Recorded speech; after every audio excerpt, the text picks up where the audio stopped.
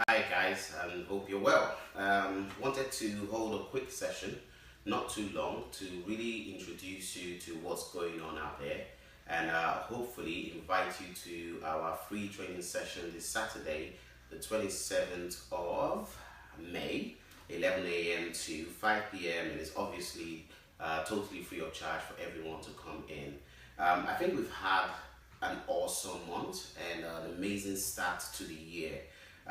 What's been going on in terms of our transformation initiative, looking at digital transformation, looking at digital marketing transformation, and how we've been able to do the strategy formulation, strategy implementation, and we're beginning to see the results. When you go out there into the job market, one of the things that employers really want to hear is how you can, especially as a project manager or as a business analyst or data analyst, product manager, digital solutions architect, whatever role you're going for within the digital spectrum, one of the things that they want to keep hearing is how you're able to understand, the use of digital technology as a business enabler when it comes to driving down operational costs, when it comes to revenue generation, return on investment, and one of the more important phrases you will hear all the time, which is customer centricity. Um, and as we are, uh, we're no longer in that age of the second platform technology. We're all about third platform technology now. So you will hear things like machine learning, robotics, predictive analysis, big data, mobile, social business, cloud computing, and I call this technology the technology of unlimited potential. Once upon a time, we were limited. The technology available to us limited us, and we were only able to make decisions based on our limitations. Now you have unlimited data due to cloud. You have unlimited data storage, you have unlimited internet access, unlimited this, unlimited that. So the way we think is totally different. You have unlimited access to data. You're able to gather data from a variety of sources and generate some level of meaning and make an informed business decision. Even better, you're able to do what we call machine learning, which is something that Google is taking a massive lead on. Apple is taking a lead on that. Facebook is taking a lead on that. And if you do your research, you would find out that actually the likes of Apple, Amazon are gunning for the 1 trillion price tag in terms of how much they're worth. Which is pretty impressive, and they're going to be roughly the first companies to actually achieve that. So, and it just goes to show you that we're no longer we're in a new age entirely. There was once upon a time the industrial age, and we're now in the digital age. And the beauty about the digital age is it requires a new set of skills. It requires a new set of a new way of thinking, and more importantly is certain roles are evolving. So for example, the project manager role is evolving to become a product manager role. A business analyst role is evolving to become a solutions architect with the ability to analyze and interpret data. So and this is all exciting times for hopefully you, and more importantly for us. Now, we saw this a year and a half ago. We started preparing, and we've been working on our own transformation strategy. Let me just tell you one of the really amazing things that happened to us as we started moving towards the age or the digital age. One of the things we started to realize was that a lot of people weren't too keen on coming to classrooms anymore. Why? Because at the end of the day, convenience. This digital age comes with convenience. As it comes with convenience, it also comes with a demanding customer who feels that it's their right to be lazy, which means you bring the package to me, you bring the product to me. Just look at the way you bank these days. You don't have to walk into the bank to cash a check. You can literally do all of those things from the convenience of your phone. In fact, we've done away with checkbooks these days. You can apply for a loan from the convenience of your phone. So the business has to now integrate into the customer's lifestyle. And if you are not able to, then obviously you will find yourself out of business because all your competitors who are doing that are gaining market share. And you have the new guys that are coming to disrupt the market. So you have disruptive technology, you have disruptive customers, and you have disruptive competitors. And it's actually a total disaster when a disruptive competitor connects with a disruptive customer and they have the right disruptive technology. And if you're competing with them, they will literally destroy you out of the market. So Every company out there is looking for the right skill. Every company out there is looking for the right expertise. So companies are going through digital transformation. You hear me saying this over and over again. And one of the good things is I'm so happy I've been screaming it out, because our success stories at one point was dipping. Why? Because candidates, employers were looking for new skills, and we evolved very quickly, adapted, and now our success stories are back to where it needs to be, which I'm really excited about. And one thing I'm also excited about is the rate at which people are securing jobs and the kind of rates that they're going home with. Last month, one of our candidates, George, literally went home with £850 a day contractual rate. Now, that's not something that's going to happen overnight, you know. It's something that will happen gradually. His first contract when he was with us was literally around, I think it was 250 or 350 a day, but he has graduated over time to build his expertise. That's one of the good things about the eWork Experience platform. The fact that you can continually learn, improve yourself, gain more experience until you get to a point whereby you can actually command what you want to earn. Our aim is to get you to become a solutions architect, where companies are coming to you to solve their problems. You are a problem solver. And enough of the talk. Let me just quickly do something for you. Just take you somewhere here, because I have showed you this slide before, so there's no point doing that. I just want to help you understand what we mean by the digital maturity model, which is kind of where every company, what every company is looking at right now. So the NHS, both the government sector, the private sector are looking into this. In fact, the economy, the UK economy is looking into this. Just Google UK's digital transformation strategy, you know, and you will be surprised to actually read as much, find out as much as you can about it. We are in that age where it's not just about reading, but it's also learning, applying, and being able to gain enough experience to gain enough experience to put yourself in a position where you are the problem solver, you are the solutions architect. So a lot of companies used to be in the digital resistance section, where we're like, we don't really need digital transformation, it's just a buzzword.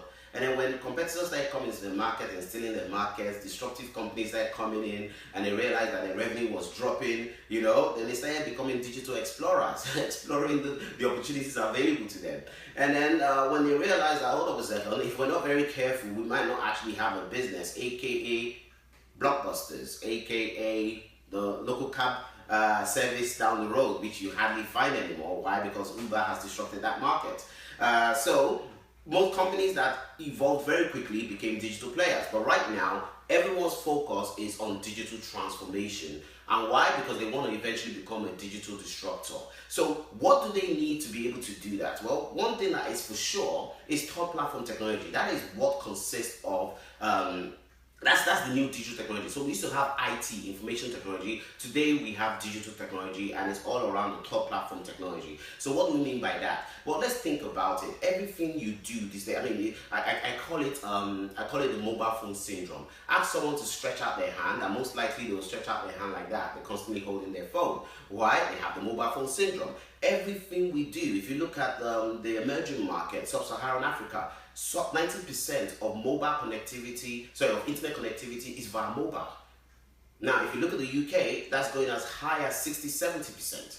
So your first point as a business with customers is via their mobile device, which means you haven't got a choice than to have a mobile strategy.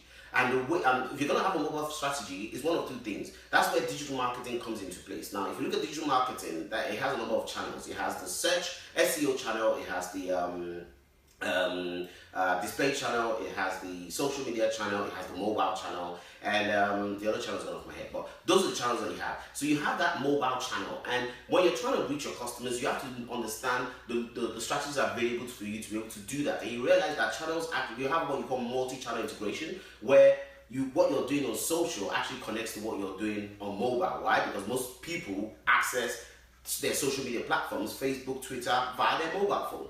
Now, you also have to look at your owned media. So you have your earned media, your paid media, and then your owned media. Your owned media are, for example, your website, your apps and stuff like that. And when you look at your customers, what's the best way you can reach your customers? What's the best way your customers can reach you? Is that through your mobile site, or is that through your native app? And you have to decide which one is better for you. So companies have to invest in that area. And as a result of it, there's a need for those people. Now, what's beautiful about mobile? Well, the beautiful thing about mobile is it's personal. And because it's personal, Most people store all their information on their mobile phones. I don't know if you've noticed recently, well, not recently, for quite a while, but you might have just noticed that you can park your car just around the corner and you check your phone and it tells you that your car is just 5 yards away or 10 yards away. The first time it happened to me, I was shocked. I was like, oh my God, who's watching me? But that's the amount of data that businesses can have on me.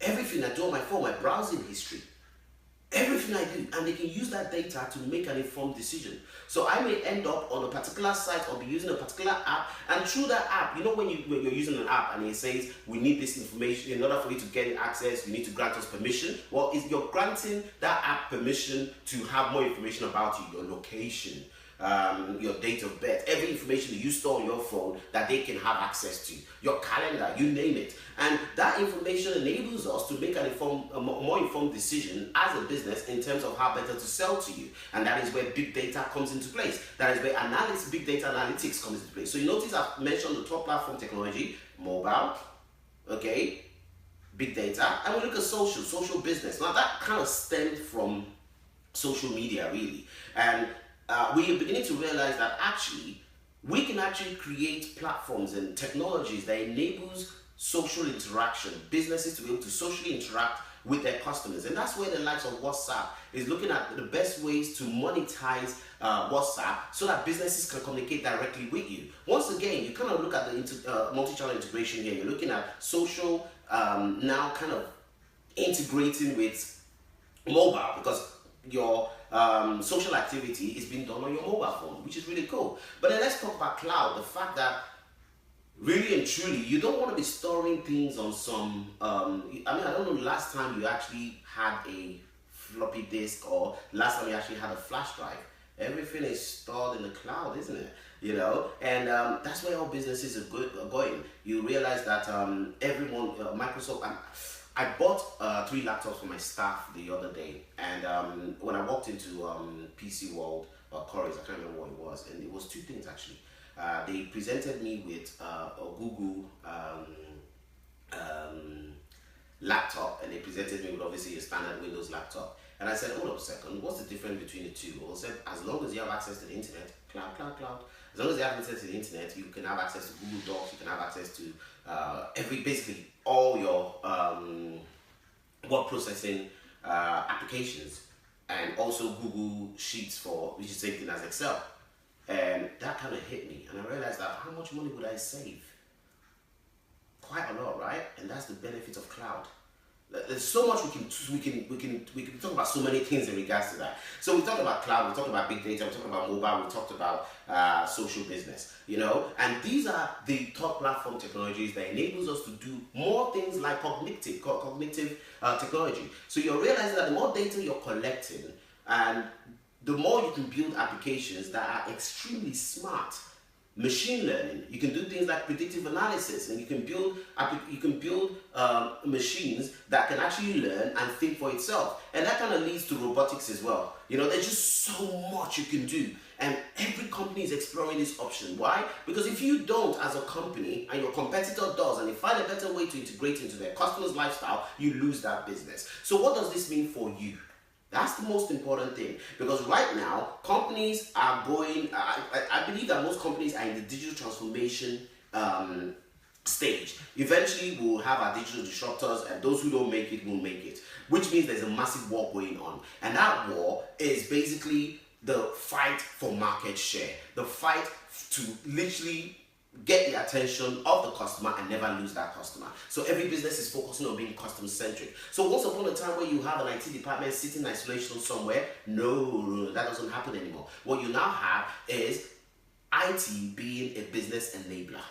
And you will find that according to stats, CMOs, chief marketing officers or marketing directors, are actually going to be defining the marketing budget, because they're very much involved in helping us define the future. Businesses are customer centric. And if businesses have to be customer-centric, marketing really need to understand the customers and inform IT to help build the things that customers want. So the world has changed. So you will have seen digital marketing courses left, right, and center, data analytics courses left, right, and center, the calls for you to come and become a data scientist, and all of those beautiful things. Those are the jobs of the future. And being the jobs of the future, you got to ask yourself one question. Where are you right now? And this future is not 10 years time, it's not 5 years time, it's not 6 years time. This future is right now. And that's the shocking thing about it. Technology moves so fast in this day and age that what is relevant today is no longer relevant tomorrow. Remember the Google glasses? Remember how everybody was screaming all about it? Well, what happened to it now? Remember the iWatch, talking about it being the future? Well, what happened to it right now? Think about all of those things. And when you think about those things, now look at yourself and ask yourself, how relevant would you be in a few years' time? I think it's quite hot here. I'm actually quite sweating. I've noticed I'm sweating here. All right, so I think I might have to ask you to open the door. Thank you if you don't mind. Okay, so what does this all mean? Actually, this is a very good one for you. This is a really lovely presentation right here. And it's all about the customer experience. It's all about operational process. It's all about business model as a whole. So when we look at digital transformation, what are businesses looking at?